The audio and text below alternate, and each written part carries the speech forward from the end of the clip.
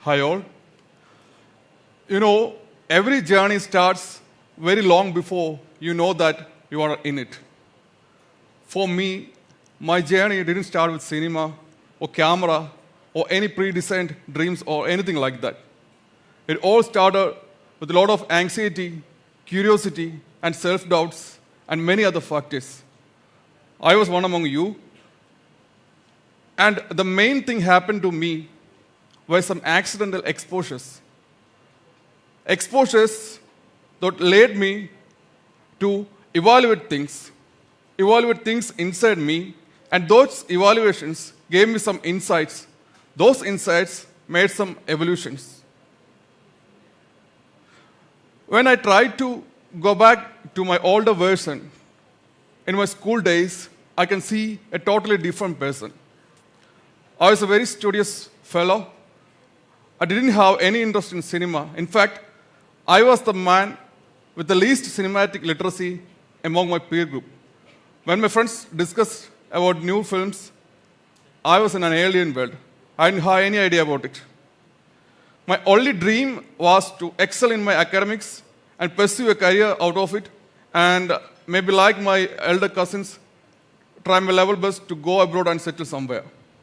And my primary passions were cricket and football actually, and I never excelled in it. But for me, that time passion was meant for the leisure time activities and something like that. Then this thing happened. During my high school period, one of our teachers gave us an assignment to write on a topic, mother. You can write a fiction, you can write an essay, you can write a poem, whatever you wish to write. I thought about it. Somehow I landed up in a decision to write a poem. I never tried it before. And I just tried to write a poem. There I started to face the difficulties in creating something as a literary form. I had to go for vocabularies, I had to go for ideas. I brainstormed, worked again and again, and I landed up in something. Slowly I started to feel the high I am getting in a creative process. And I finished it, and I kept it on a table deliberately for my mother to see it. She came there and she saw it and she read it and she ended up in tears. And that was a kind of emotional thing for me. But more than that, I came to realize that the confidence I felt after finishing that poem was some kind of real. Some other person is also recognizing it. So I felt like I had some kind of talent to write it. So without any hesitation, next day, I presented that same thing to the teacher. She also appreciated it very much, and she went on to take it to the staff room and show it to other teachers. And eventually, I went on to become the student editor of that year's school magazine. I started writing poems again and again. I got some more appreciations. And I started to feel the exact high we are getting in a creative force. It includes a lot of pressure, lot of judgmental dilemmas, but in the end, it gives you a lot of high. That thing led me to write in other competitions and other things, but someday it disappeared. It disappeared like anything. I stopped writing, I think, until I wrote again a song for my film only, a title track called Red Back. Till then, I never wrote anything. I mean, the poem or song or anything like that. And another thing happened parallelly was my father was a school teacher. Actually, he was a Malayalam teacher, and he has this habit to bring a lot of books again and again. Whenever he goes somewhere, he sees some books, he buys and comes to me. And silently, he created a very good library in my home. And somehow I started reading books, and it created a new path for me. New horizons opened to me. I started reading a lot of Puranas, novels, like Fathers and Sons by Tugunov. It influenced me a lot. And some books written by Bernard Shaw. Those started giving me some insights about life. Insights that compel me to choose a different path. To choose a different path which can give you a creative high, but you like following your passion or something like that. But I was confused. I didn't have any passion. I didn't have any excellence in anything. And during my higher secondary period or I think that time, we got a new DVD player. That changed the whole perception. I started watching movies. For the very first time, I was introduced to the vast world of movies. My academics excellence started to decline. My father, my teachers, everybody started worrying, but I was inclined into movies. It started to give me a lot of pleasure. And slowly, while watching no good films, I started to think how could I reimagine it into a better version. And I started doing it again and again. And slowly, I started to create my own stories. My own stories for not good films. And that process gave me an insight that maybe I can make some screenplays or something like that. It was kind of childish, but I had got that intention. Then while I went to my college, there I made a lot of new friends. They were very cinephile friends. They started giving me new films like Western classics and Korean films. It was a very new world for me. I started exploring new genre, new kind of narrative structure, new kind of never seen before like characters. And that expanded the inner conception I had about movies. That spectrum got enlarged and I started creating more and more interesting ideas inside me. And slowly I started to think, why shouldn't I follow this thing? Why shouldn't I follow this passion? I had got a confidence, but as you know, there are a lot of limitations, like your age, your exposures, and the people you are around with, that your confidence never can be true.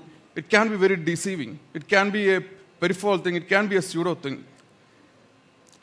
If I feel like I have created a very good story or screenplay or something like that, it can always not be true.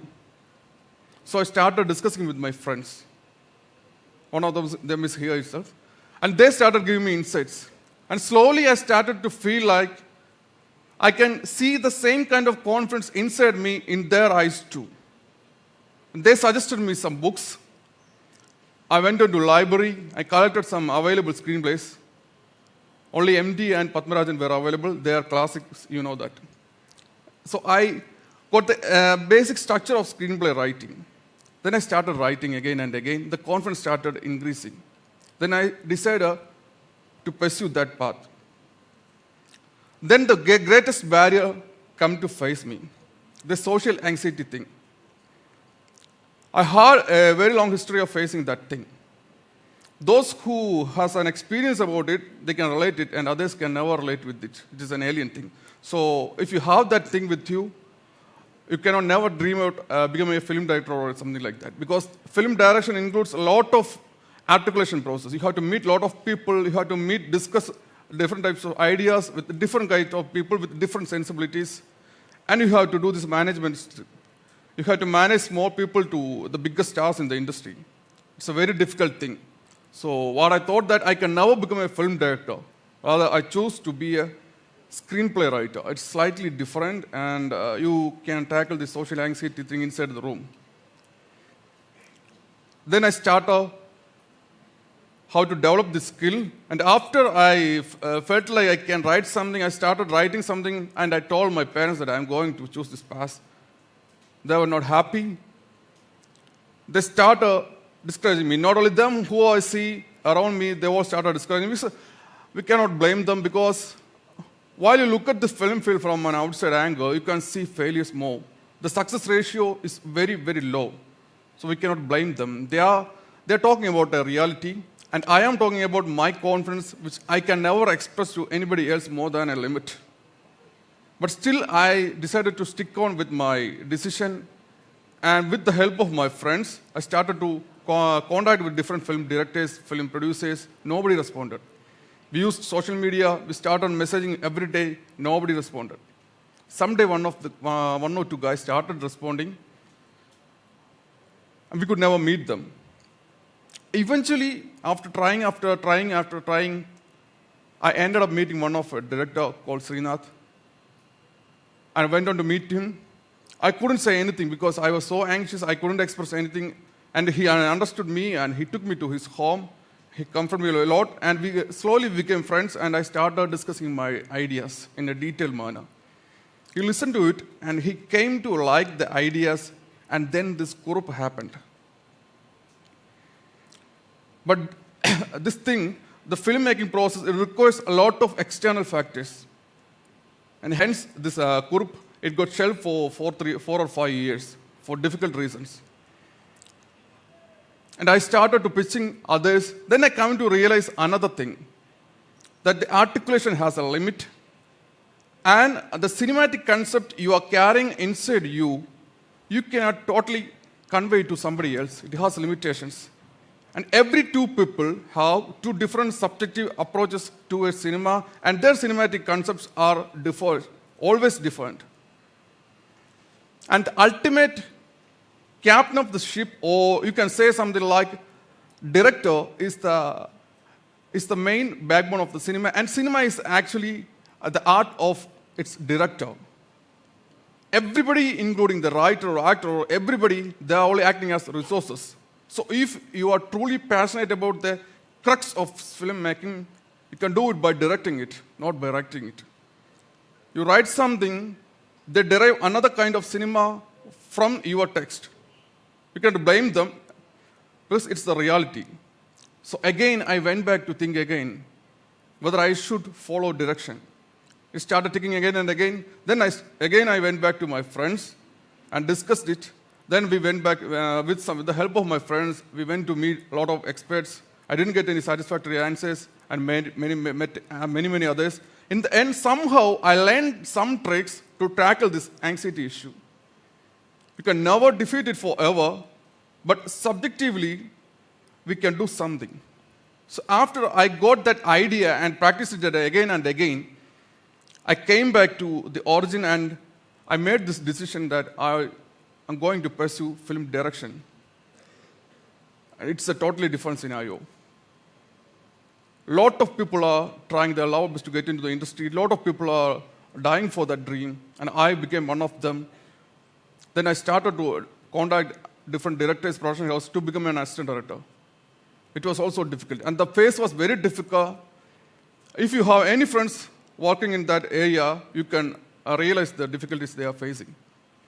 There were financial issues. There were status issues. Everything was an issue. I got some help from my wife and my family. My journey was a little easier. So somehow I ended up assisting in a movie with the help of a friend of a friend of a friend or something like that. After assisting in 1 or 2 or 3 films, I got kind of confidence that I can direct or I can manage things. In the field of filmmaking, nobody can become a fully skilled film director. Everybody is a student till the end. We have to learn throughout. The evolution is the thing that is happening. It's a never-ending evolution. So in a point, I decided that I have the ability to direct a film. Then the main thing happened. If you have to direct a film, the main thing you have to carry with you is the screenplay or the subject, or actually it's a blueprint, the cinematic concept. You have to carry an exciting cinematic concept. Then only you can pitch to somebody else. Then only we can attract the producer or film actors or anybody else. So I started searching for ideas. I landed up in something. I felt like, oh, it's very nice to proceed with.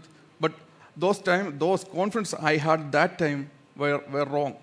Because after a certain period, when I revisit to the subject, I feel like it's cringe or it's something like it's not that up to manager. Then I went back again, went for another subject. With the help of one of my friends, I landed upon this subject of this Kalangaval. That was also not that exciting for me, the initial stage, because it's based on a real incident. So nobody was going to get an excitement while watching this. So we discussed it with many other friends, and we got a new angle about it. And then only I started writing the screenplay. And while finishing the screenplay, from the exact moment I decided this dream, the main confidence I had was I have a kind of confidence in my writing that helped me till now. So after finishing the screenplay, I felt like this has got some stuff.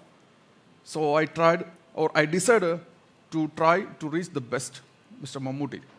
With the help of some executive producers I worked, I tried again and again and again. Somehow I reached somebody near to Mammootty. Since I got a time period of 2 or 3 hours to narrate my exact screenplay, I could narrate this exact cinema. If they are giving me 10 minutes or 20 minutes to narrate the story, I might have failed because I don't have that talent.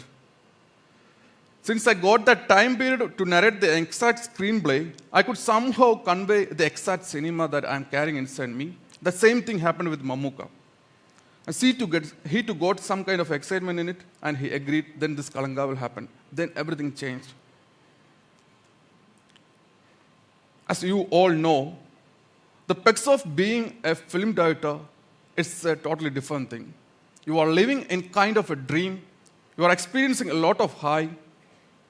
You know, it includes a lot of pressure. The main thing you have to face is the articulation. When you meet 100 people, they all have different versions of cinema. Whenever you start talking about a cinematic concept you are carrying, they get different cinemas.